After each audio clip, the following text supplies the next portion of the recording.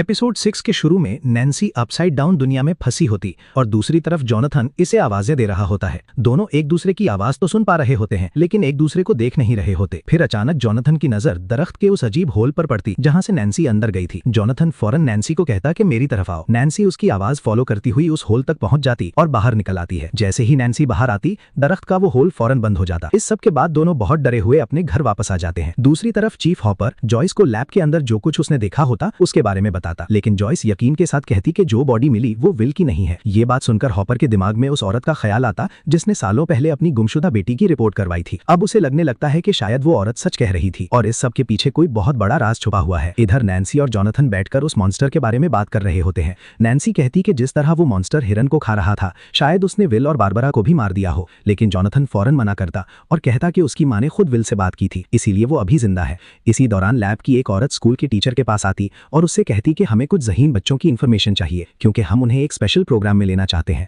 Teacher बिना कुछ सोचे समझे बच्चों के नाम बता देता है। उधर डस्टिन माइक को समझाता कि उनके ग्रुप का रूल है कि वो कभी आपस में लड़ाई नहीं करेंगे, अगर हुई भी तो जिसकी गलती होगी वो सुलह के लिए पहल करेगा। इसीलिए दोनों मिलकर लूकस के पास जाते हैं ताकि उससे सुलह कर सके, लेकिन लूकस बहुत गुस्से में होता और सुलह करने से मना कर देता। इसके बाद माइक और डस्टिन 11 को ढूंढने निकल जाते हैं जबकि लूकस अकेला ही विल को ढूंढने चला जाता। यहाँ 11 एक शॉपिंग मॉल से कुछ सामान चुराती और वहां से भाग जाती। दूसरी तरफ जॉयस और हॉपर उस गुमशुदा लड़की की माँ के घर पहुंच जाते हैं। वो औरत खुद तो बोल नहीं सकती लेकिन उसकी बहन इन्हें सब कुछ बताती है। वो बताती है कि उसकी सिस्टर किसी सीक्रेट एक्सपेरिमेंट का हिस्सा थी। एक वक्त पर वो प्रेग्नेंट भी थी लेकिन उसका 7 महीने में मिसकैरेज हो गया था, लेकिन फिर भी इसे यकीन है कि उसकी बेटी जिंदा है और एक दिन जरूर वापस आएगी। और इसकी बातें सुनकर लगता है कि शायद उस बच्ची के पास कोई अजीब पावर्स है जिस वजह से लैब वालों ने उसे छुपा लिया है, लेकिन इसकी बच्ची के पैदा होने का कोई सबूत नहीं मिला। इसीलिए सब लोग इस बात को इसका वहम समझते हैं। यहाँ तक कि इसकी अपनी बहन भी इसे इसका ख्याल समझती है कि इसकी कोई बच्ची थी और उसके पास सुपर पावर्स है। इधर नैन्सी और जोनाथन फैसला करते हैं कि वो अब उस मॉन्स्टर यानी डेमोगॉर्गन को मार कर ही दम लेंगे।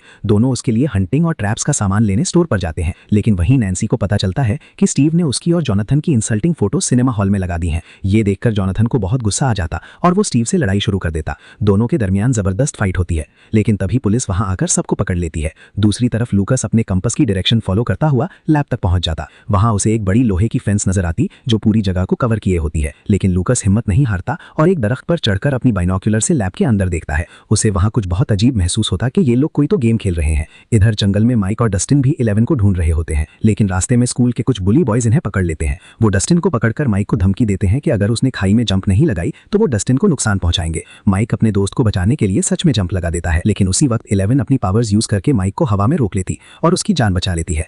अपनी पावर्स यूज करने के बाद 11 बहुत कमजोर होकर बेहोश हो जाती। बेहोशी की हालत में उसे एक फ्लैशबैक याद आता जहां वो पहली बार डेमोगॉर्गन को टच करती है और बहुत बुरी तरह डर जाती। थोड़ी देर बाद जब उसे होश आता तो माइक और डस्टिन उसे लेकर घर वापस आ जाते हैं, लेकिन इन्हें बिल्कुल अंदाजा नहीं होता कि लैब के एजेंट्स इन पर नजर रखे हुए हैं और अब वो लैब में बता देते हैं कि 11 इनके पास है।